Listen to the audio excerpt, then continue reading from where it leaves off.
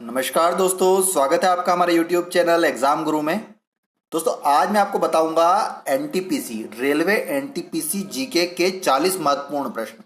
देखिए, सबसे पहले मैं आपको बता दूं कि एनटीपीसी जो एग्जाम है नॉन टेक्निकल पॉपुलर कैटेगरी, जो कि रेलवे के अंतर्गत रेलवे लेने वाला है 2019 के अंतर्गत। तो इसके अंतर्गत जो परीक्षा का पैटर्न रहेगा वो कैसा रहेगा कि जो परीक्षा का पैटर्न है उसमें मैथ्स के 30 क्वेश्चन, रीजनिंग के 30 क्वेश्चन और जीके जीएस जीए के आने वाले हैं आपके कितने आने वाले हैं 40 क्वेश्चन। तो ये 40 क्वेश्चन के लिए मैंने डेली आपके लिए मॉडल पेपर लेके आऊंगा। उस मॉडल पेपर के अंतर्गत मैं आपको 40 प्रश्न बताऊंगा जीके जीएस जीए, जिसके अंतर्गत जनरल नॉलेज, जनरल साइंस और जनरल अवेयरनेस के 40 प्रश्न मैंने कवर किए हैं। तो दोस्तों डेली मॉडल पेपर मैं आपके लिए लेके आता हूं, तो आप इस वीडियो को पूरा जरूर देखिएगा और एक एक क्वेश्चन जरूर देखिए, क्योंकि ये वही प्रश्न है जो रेलवे की परीक्षा में पूछे जा रहे हैं और पिछली परीक्षा में पूछे गए हैं।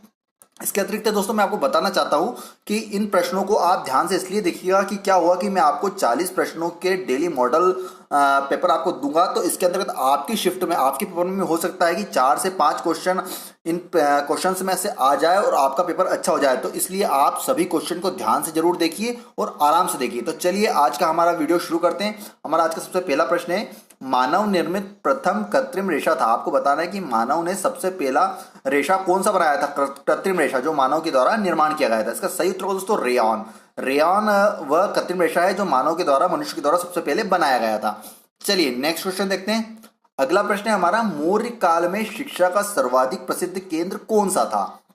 आपको बताना है कि जो मौर्य काल था उसमें शिक्षा का सर्वाधिक प्रसिद्ध केंद्र, मतलब सबसे ज्यादा शिक्षा कहां पर प्राप्त की जाती थी। तो दोस्तों यहां पर आपको 4 ऑप्शन देखें। इसका सही उत्तर का दोस्तों तक्षशिला। जो मौर्य काल में शिक्षा का सर्वाधिक प्रसिद्ध केंद्र तक्षशिला था। चलिए दोस्तों अगला प्रश्न देखते हैं। अगला प्रश्न है हमारा, सबसे अधिक चमकने वाला ग्रह कौन सा है। आपको बताना है कि कौन सा ग्रह, आकाश में हम देखते हैं ना कि कौन सा ग्रह सबसे अधिक चमकता है। तो दोस्तों इसका सही उत्तर होगा शुक्र ग्रह, जिसे हम भोर का तारा भी कहते हैं। आप आकाश में देखेंगे तो ये सबसे ज्यादा टिमटिमाता है ये वाला स्टार, इसलिए इसको भोर का तारा भी कहते हैं और सबसे अधिक चमकने वाला ग्रह भी शुक्र ग्रह को कहा जाता है। चलिए दोस्तों अगला प्रश्न देखते हैं, लेकिन उसके पहले मैं आपको बता दूं कि दोस्तों अगर वीडियो पसंद आ रहा तो वीडियो को एक लाइक जरूर कर दीजिएगा। इसके अतिरिक्त मैं आपको बता दूं कि अगर आप एनटीपीसी रेलवे की डेली क्लास प्राप्त करना चाहते हैं तो हमारे चैनल को जल्दी से सब्सक्राइब कर ले और बेल आइकन को दबा ले, जिससे कि आपको लेटेस्ट क्लास की अपडेट मिलती रहेगी। चलिए दोस्तों अगला प्रश्न देखते हैं। अगला प्रश्न है दोस्तों हमारा, कार्बन क्या है। आपको बताना है कि कार्बन इनमें से क्या है, धातु है, अधातु है, उपधातु है। तो दोस्तों इसका सही उत्तर होगा कार्बन एक अधातु है। क्या है, कार्बन अधातु है। चलिए दोस्तों अगला प्रश्न देखते हैं। दोस्तों अगला प्रश्न है हमारा, गांधी इरविन समझौता किससे संबंधित है। आपको बताना है कि गांधी इरविन समझौता जो हुआ था वह किससे संबंधित है। दोस्तों इसका सही उत्तर होगा सविनय अवज्ञा आंदोलन। गांधी इरविन समझौता किससे संबंधित है, सविनय अवज्ञा आंदोलन से। चलिए दोस्तों अगला प्रश्न देखते हैं। अगला प्रश्न है हमारा, किस अधिनियम की प्रमुख विशेषता प्रांतीय स्वायत्तता थी। आपको बताना है कि किस अधिनियम, आपको अधिनियम का सन बताना है कि जो अधिनियम का सन था वो कौन से अधिनियम की विशेषता प्रांतीय स्वायत्तता थी। इसका सही उत्तर होगा दोस्तों 1935 अधिनियम। 1935 अधिनियम की प्रमुख विशेषता थी प्रांतीय स्वायत्तता। चलिए दोस्तों अगला प्रश्न देखते हैं। अगला प्रश्न है हमारा, किसी एक सामान्य व्यक्ति के रक्त का पीएच स्तर क्या होता है। आपको बताना है कि सामान्य व्यक्ति के रक्त का पीएच स्तर क्या होता है। इसका सही उत्तर होगा दोस्तों ऑप्शन नंबर बी 7.35 से 7.45। कितना होता है, 7.35 से 7.45। चलिए नेक्स्ट क्वेश्चन देखते हैं दोस्तों अगला प्रश्न है हमारा, जिन शब्द का प्रतिपादक किसने किया। आपको बताना है कि जिन शब्द होता है उसका प्रतिपादक किस वैज्ञानिक ने किया था। दोस्तों इसका सही उत्तर होगा ऑप्शन नंबर बी जॉनसन। क्या होता है, जॉनसन। दोस्तों वीडियो को पूरा जरूर देखिएगा, क्योंकि मैं आपको वीडियो के आखिरी में एक बहुत ही महत्वपूर्ण बात बताने वाला हूं रेलवे एनटीपीसी एग्जाम को लेकर। चलिए दोस्तों अगला प्रश्न देखते हैं। अगला प्रश्न है हमारा, बिशप शब्द का संबंध किस खेल से होता है। आपको बताना है जो बिशप शब्द होता है उस शब्द का संबंध किस खेल से होता है। दोस्तों इसका सही उत्तर होगा शतरंज। जो बिशप शब्द होता है उसका संबंध किस खेल से होता है, शतरंज खेल से होता है। चलिए अगला प्रश्न देखते हैं। अगला प्रश्न है हमारा, लोहे की सुई पानी की सतह पर तैरती है, इस परिघटना का क्या कारण है। आपको बताना है कि जो लोहे की जो सुई रहती है वो कभी कभी पानी पर तैर जाती है। तो उस जो विज्ञान का ये नियम होता है उसका नियम का कारण क्या है। तो दोस्तों इसका सही उत्तर होगा पृष्ठ तनाव। ऐसा क्यों होता है, ऐसा इसलिए होता है कि पृष्ठ तनाव के कारण जो सुई होती है वो पानी की सतह पर तैर जाती है। चलिए दोस्तों अगला प्रश्न देखते हैं। अगला प्रश्न है हमारा, किस खेल का परिसर डायमंड कहलाता है। आपको बताना है कि किस खेल का परिसर डायमंड कहलाता है। दोस्तों इसका सही उत्तर होगा बेसबॉल। जो बेसबॉल खेल होता है उसका परिसर को हम डायमंड भी कहते हैं। चलिए दोस्तों अगला प्रश्न देखते हैं दोस्तों हमारा अगला प्रश्न है, किस युद्ध से भारत में मुगल राज्य की नींव पड़ी? आपको बताना है कि किस युद्ध के बाद भारत में मुगल साम्राज्य की स्थापना हो गई थी। दोस्तों इसका सही उत्तर होगा ऑप्शन नंबर डी, पानीपत का प्रथम युद्ध। पानीपत के प्रथम युद्ध के बाद भारत में मुगल साम्राज्य की स्थापना हो गई थी। दोस्तों अगला प्रश्न देखते हैं। अगला प्रश्न है हमारा, चांदी का निष्कर्षण मुख्यतः किस अयस्क से किया जाता है? आपको बताना है कि जो चांदी होती है उसका निष्कर्षण किस अयस्क से किया जाता है? इसका सही उत्तर होगा दोस्तों ऑप्शन नंबर ए, अर्जेंटाइट। किससे किया जाता है? अर्जेंटाइट से किया जाता है। चलिए दोस्तों अगला प्रश्न देखते हैं। अगला प्रश्न है, एमएस वर्ड डॉक्यूमेंट में अक्षरों के नीचे लाल लहर का निशान क्या दर्शाता है? जब भी आपने काम किया होगा कंप्यूटर के अंदर एमएस वर्ड में, तब आप कंप्यूटर में काम कर रहे हैं, एमएस वर्ड के अंदर कोई वर्ड लिखते हैं तो उस वर्ड के नीचे कभी कभी लाल रंग की पट्टी आ जाती है, तो उसका क्या मतलब, उस निशान का क्या मतलब होता है? तो दोस्तों इसका सही उत्तर होगा ऑप्शन नंबर बी, स्पेलिंग में त्रुटि। जब भी किसी वर्ड की स्पेलिंग में त्रुटि होती है तो वहां पर लाल का निशान आ जाता है, लाल पट्टियां आ जाती है। चलिए दोस्तों अगला प्रश्न देखते हैं। अगला प्रश्न है हमारा, भारत सरकार का संवैधानिक अध्यक्ष कौन है? जो भारत सरकार का संवैधानिक अध्यक्ष कौन होता है? इसका सही उत्तर होगा दोस्तों ऑप्शन नंबर ए, राष्ट्रपति। संवैधानिक अध्यक्ष कौन होता है? भारत के राष्ट्रपति होते हैं, जो रामनाथ कोविंद है। चलिए अगला प्रश्न देखते हैं दोस्तों। अगला प्रश्न है हमारा, विश्व मौसम विज्ञान संगठन कब अस्तित्व में आया? आपको बताना है कि विश्व मौसम विज्ञान संगठन का मतलब की स्थापना कब की गई थी, किस वर्ष में की गई थी? दोस्तों इसका सही उत्तर होगा ऑप्शन नंबर बी, 1950 में। कब की गई थी? 1950 ईस्वी में विश्व मौसम विज्ञान संगठन की स्थापना की गई थी। आप इसको ऐसे याद रख सकते हैं कि जो 26 जनवरी 1950 को भारत का संविधान भी लागू हुआ था, तो उसी सन में विश्व मौसम विज्ञान संगठन की भी स्थापना की गई थी। चलिए अगला प्रश्न देखते हैं। निम्नलिखित में से सबसे प्राचीन पर्वत श्रेणी कौन सी है? आपको बताना है कि सबसे प्राचीन पर्वत श्रेणी, यहाँ पे आपको 4 ऑप्शन दे रखे हैं, इनमें से सबसे प्राचीन पर्वत श्रेणी कौन सी है? इसका सही उत्तर होगा दोस्तों option number C, Aravalli. Aravalli की पर्वत श्रेणियां सबसे प्राचीन पर्वत श्रेणियां हैं। चलिए दोस्तों अगला प्रश्न देखते हैं। दोस्तों अगला प्रश्न है, मंदिर निर्माण कला का जन्म सर्वप्रथम कब हुआ? आपको बताना है कि जो मंदिर निर्माण कला का जन्म सर्वप्रथम किस काल में हुआ था? इसका सही उत्तर होगा दोस्तों ऑप्शन नंबर ए, गुप्त काल में। कब हुआ था? गुप्त काल में। चलिए दोस्तों अगला प्रश्न देखते हैं। दोस्तों अगला प्रश्न है, पेट में भोजन को पचाने के लिए निम्नलिखित में से किसकी खास आवश्यकता होती है? आपको बताना है कि जो हमारे पेट के अंतर्गत भोजन होता है उसको पचाने में इनमें से किस चीज की आवश्यकता सबसे ज्यादा होती है? दोस्तों इसका सही उत्तर होगा एंजाइम की। किसकी आवश्यकता होती है? एंजाइम की बहुत ज्यादा आवश्यकता होती है। जो हमारे अंदर पेट के अंतर्गत भोजन होता है उसको पचाने में एंजाइम बहुत मुख्य भूमिका निभाता है। चलिए दोस्तों अगला प्रश्न देखते हैं। दोस्तों हमारा अगला प्रश्न है, अर्थशास्त्र में नोबेल पुरस्कार पाने वाले प्रथम भारतीय कौन थे? आपको बताना है कि अर्थशास्त्र में नोबेल पुरस्कार पाने वाले प्रथम भारतीय, आपको ना प्रथम भारतीय कौन थे? इसका सही उत्तर होगा दोस्तों अमर्त्य सेन। किसको मिला था सबसे पहले? अमर्त्य सेन को मिला था नोबेल पुरस्कार अर्थशास्त्र में। चलिए सब अगला क्वेश्चन देखते हैं दोस्तों। अगला प्रश्न है हमारा, विश्व में ऊन का सर्वाधिक उत्पादन करने वाला देश कौन सा है? आपको बताना है कि किस देश में ऊन का सर्वाधिक उत्पादन होता है। इसका सही उत्तर होगा दोस्तों option number C, Australia. Australia में ऊन का सबसे अधिक उत्पादन होता है। चलिए दोस्तों अगला प्रश्न देखते हैं। दोस्तों हमारा अगला प्रश्न है, कंप्यूटर के आविष्कारक कौन है? आपको बताना है कि कंप्यूटर के आविष्कारक कौन है। इसका सही उत्तर होगा दोस्तों option number C, Charles Babbage. Computer का आविष्कार किसने किया है? चार्ल्स बेबेज ने। चलिए दोस्तों अगला प्रश्न देखते हैं।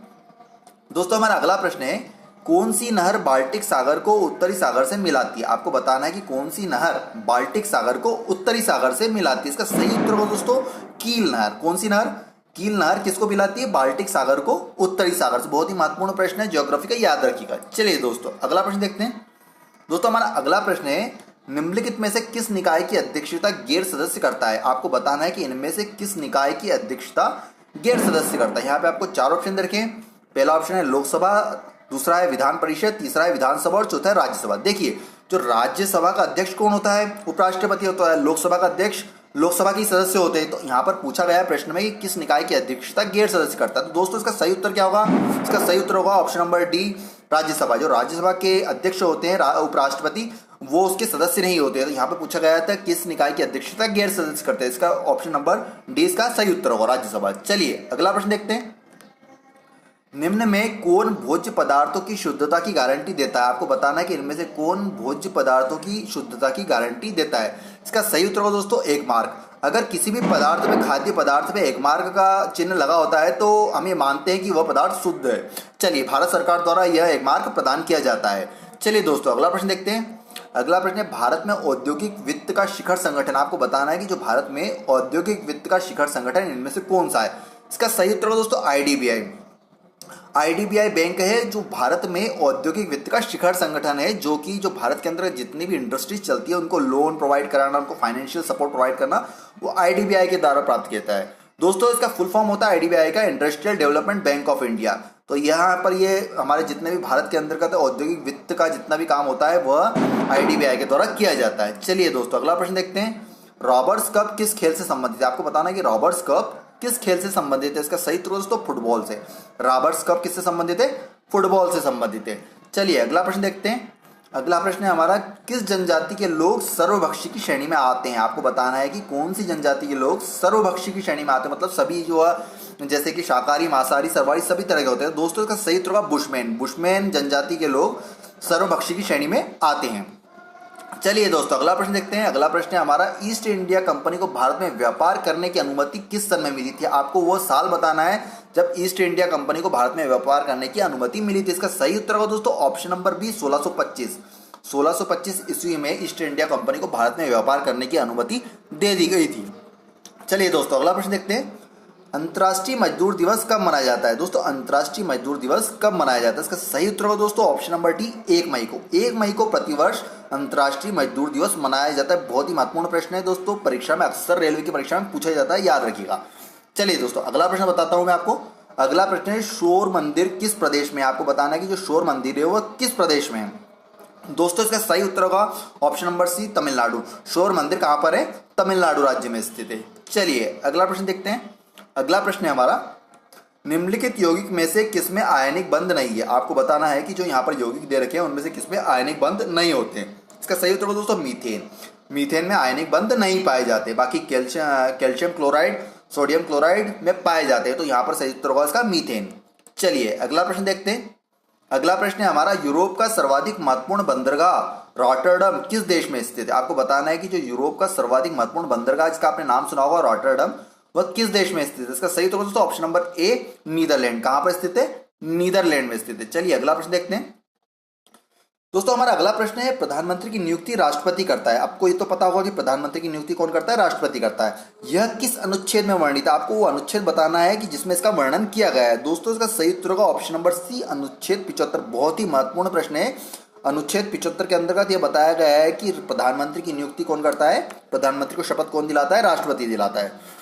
चलिए अगला प्रश्न देखते हैं दोस्तों अगला प्रश्न है, एथलेटिक फूट नामक बीमारी किससे उत्पन्न होती है? आपको बताना है कि जो एथलेटिक फूट नामक बीमारी होती है, जो हमारे कभी कभी आपने देखा होगा कि हमारे पैरों के बीच में, अंगूठे और उंगलियों के बीच में फंगस हो जाता है, फंगल इन्फेक्शन, उसे हम बोलते हैं एथलेटिक फूट बीमारी। तो वह किसके कारण उत्पन्न होती है? दोस्तों इसका सही उत्तर होगा ऑप्शन नंबर डी कवक। वो किस कारण हो जाती है? कवक के कारण। हमारे जो फंगल इन्फेक्शन हो जाता है पैरों में, वो किसके कारण होता है? कवक के कारण। चलिए दोस्तों अगला प्रश्न देखते हैं। पुष्पों का अध्ययन क्या कहलाता है? बहुत ही महत्वपूर्ण प्रश्न है। पुष्पों के अध्ययन को साइंटिफिक भाषा में क्या कहते हैं? इसका सही उत्तर होगा दोस्तों ऑप्शन नंबर सी एंथोलॉजी। क्या कहते हैं उन्हें? एंथोलॉजी कहते हैं। चलिए दोस्तों अगला प्रश्न देखते हैं।